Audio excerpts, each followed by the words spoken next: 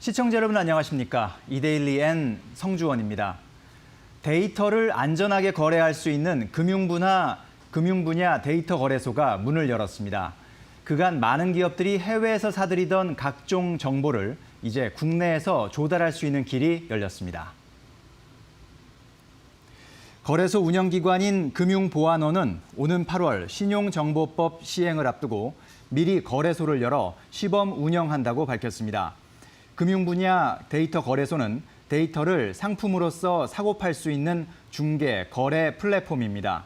거래 과정에서 데이터는 모두 암호화합니다.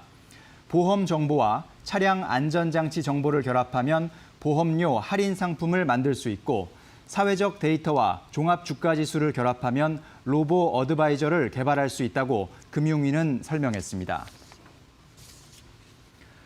5월의 첫 열흘간 우리나라의 수출 실적이 작년 같은 기간의 절반 수준에 그쳤습니다. 코로나19의 악영향이 적어도 상반기까지는 이어질 것이라는 전망이 나오고 있습니다. 관세청에 따르면 이번 달 1일부터 10일까지의 수출액은 69억 달러로 지난해 동기 대비 46.3% 감소했습니다. 조업 일수가 적었다는 배경도 있지만 조업 일수를 고려한 하루 평균 수출액 감소율도 30%를 넘어 우려가 커지고 있습니다. 같은 기간 수입은 95억 5천만 달러로 지난해 같은 기간보다 37% 줄었고 수출액에서 수입액을 뺀 무역 수지 규모는 26억 3천만 달러 적자로 집계됐습니다. 지난달 같은 기간보다 적자 폭이 2억 달러 확대됐습니다.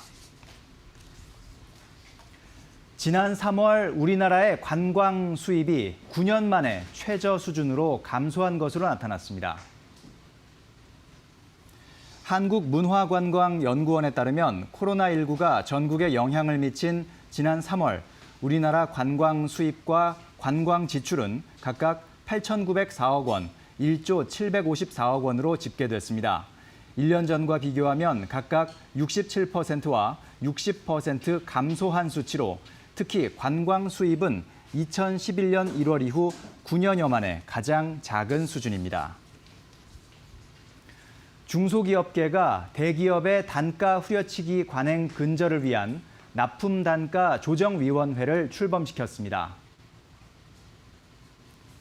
중소기업중앙회는 어제 서울 여의도 중기중앙회관에서 대중소기업 납품단가 조정위원회 출범식을 열고 서병문 한국주물공업협동조합 이사장을 초대 위원장으로 선임했다고 밝혔습니다. 납품단가 조정위는 중소기업 현실에 맞는 현장 맞춤형 납품대금 조정을 목표로 업종별 거래 현황을 모니터링하고 원가 가이드라인을 분석하며 협동조합의 납품대금 조정 사례를 발굴합니다. 중기중앙회는 납품대금 조정 협의권 부여를 명시화하는 법률 개정도 추진할 예정입니다. 한돈 업계가 아프리카 돼지 열병으로 살처분 등 피해를 입은 농가에 피해 보상을 요구하고 나섰습니다. 대한한돈협회는 어제 서울 청와대 사랑채 분수대 앞에서 한돈 산업 사수 생존권 쟁취 기자회견을 열고 무기한 1인 시위와 천막 농성에 들어간다고 밝혔습니다. 대한한돈협회는 아프리카 돼지 열병 피해 농가 지원에 대한 가축 전염병 예방법 시행령과 시행규칙 개정안, 접경지역 축산 차량 출입 통제 강화 재검토 등을 촉구했습니다. 하태식 대한한돈협회장은 아프리카 돼지열병 방역은 농가의 희생만 강요하고 있다며 한돈 농가 생존권 사수를 위해 투쟁할 것이라고 말했습니다. 오는 8월부터 수도권과 지방광역시 대부분 지역의 민간택지에서 공급되는 주택의 분양권 전매가 금지됩니다.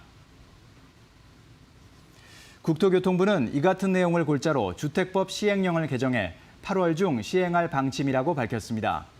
전매 금지란 분양권의 거래를 막는 것으로 현재 규제 지역이 아닌 수도권과 광역시 민간택지에서 공급되는 주택은 6개월의 전매 제한 기간을 적용받고 있지만 소유권 이전 등기 때까지 전매를 제한하는 것으로 규제가 강화됩니다.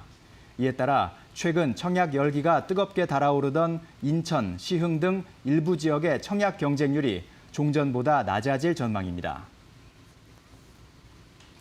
지금까지 2대1EN 성주원이었습니다. 이어서 간추린 소식 전해드립니다.